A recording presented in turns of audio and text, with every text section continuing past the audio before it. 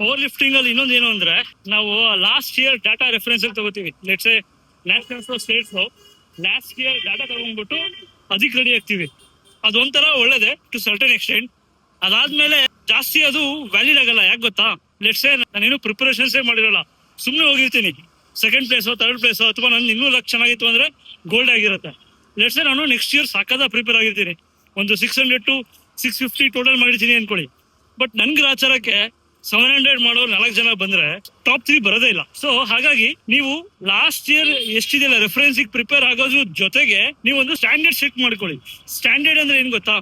International ಲೆವೆಲ್ಗೆ ನೀವು set ಮಾಡ್ಕೋಬೇಕು. ಅಂದ್ರೆ I know it takes time, ಆಯ್ತಾ?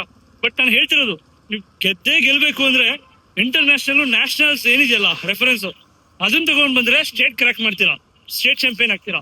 ನೀವು ನ್ಯಾಷನಲ್ ಪ್ಲೇಸ್ ಮಾಡ್ಬೇಕು ಅಂದ್ರೆ ಇಂಟರ್ನ್ಯಾಷನಲ್ ಪರ್ಫಾರ್ಮೆನ್ಸ್ ನ ಮ್ಯಾಚ್ ಮಾಡಕ್ ಟ್ರೈ ಮಾಡಿ, ನ್ಯಾಷನಲ್ ಚಾಂಪಿಯನ್ ಆಗ್ತೀರಾ.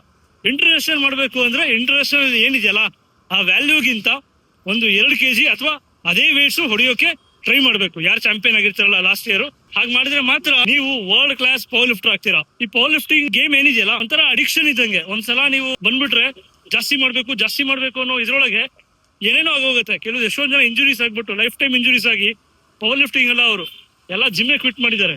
ಸೊ ಹಾಗಾಗಿ ಹುಷಾರಾಗಿ ಮಾಡಿ, ಒಂದು ಸ್ಟ್ಯಾಂಡರ್ಡ್ ಜೊತೆಗೆ ಸೇಫ್ಟಿನೂ ಇಟ್ಕೊಂಡು ಮಾಡಿದ್ರೆ ಒಳ್ಳೇದು.